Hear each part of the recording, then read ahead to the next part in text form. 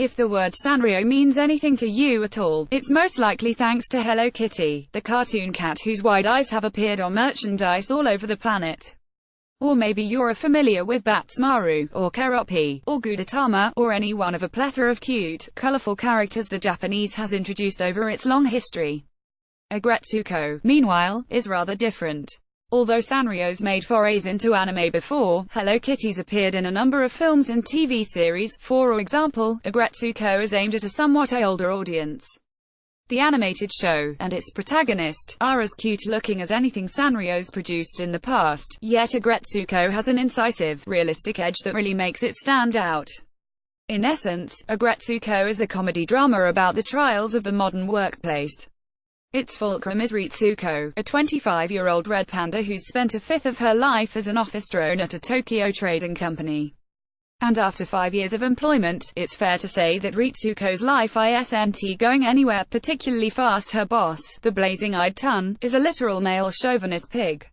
Ritsuko's single, shy, often late for work, and constantly lumbered with stacks of documents by the head of accounts, a surly lizard named Tsubone. While Ritsuko maintains a demure image at the office, she regularly vents her frustrations at a karaoke bar.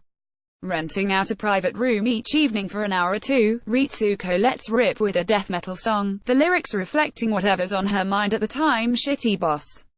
Shitty boss. Shitty boss, she wails, in one particularly brilliant number. On occasions, her anger becomes so volcanic that she won't even make it to the karaoke bar. Instead, she'll retreat to the office bathroom, lock herself in a cubicle, and scream and roar into a microphone she keeps in her handbag.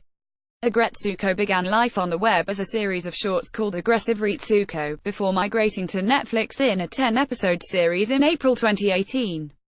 Written and directed by Yuarika Tank, better known as Reto, who also provides Ritsuko's metal singing voice, Aggretsuko is told in snappy 15-minute segments, a canny arrangement that means the story constantly trips along smoothly from one scenario to the next.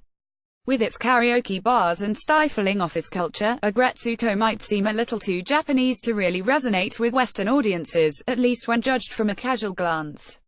What makes Aggretsuko universal, though, is its central theme, Ritsuko's determination to not let adult life crush her spirit. This is why Aggretsuko works so well as a dryly comic, and sometimes quite moving, animated drama. Although the image of a wild-eyed, screaming death metal animal sounds like just another cute Sanrio mascot, there's a lot more going on beneath the surface.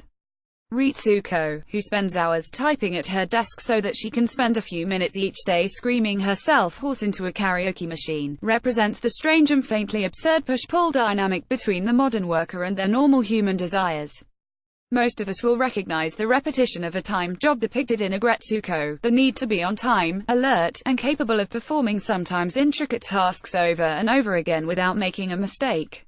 We do this for hours at a time each day, 5 per week or sometimes even more, every week for much of our adult lives.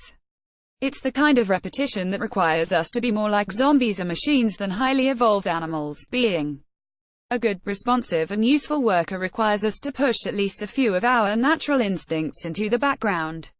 This is brilliantly illustrated in one desperately sad Aggretsuko episode. For one brief moment, it seems as though Ritsuko has an escape route from the job she hates. A friend talks about starting up her own business, and asks Ritsuko if she'd like to be her first employee. Basking in the warmth of a new venture, Ritsuko briefly comes to life in the office from hell, shes relaxed, sarcastic, and even makes a smart remark to her accounts manager.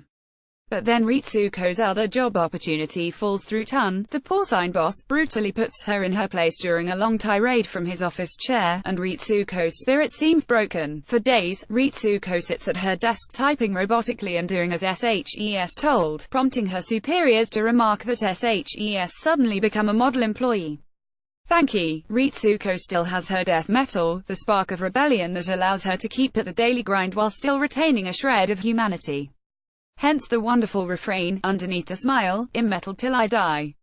What's also brilliant about Aggretsuko is that its characters are so humanely written. At first, they seem like archetypes, the office gossip, the evil boss and his sycophantic deputy, and so forth. But subsequent episodes reveal other sides to each of them. The office gossip, a big, grinning hippo named Kabe, is shown to have a heart of gold, despite her love of spreading rumors. Washimi and Gori, two perfect-seeming female co-workers who march into the office every day in lockstep, are less aloof and more kind than they first appear. Even Tun, the closest to the villain of the piece, is more than just a two-dimensional tyrant. With its simple yet colorful animation and bold lines, Aggretsuko is an approachable anime with hidden depths. Like BoJack Horseman, it uses talking animals to tell a story that's by turns melancholy and delightful.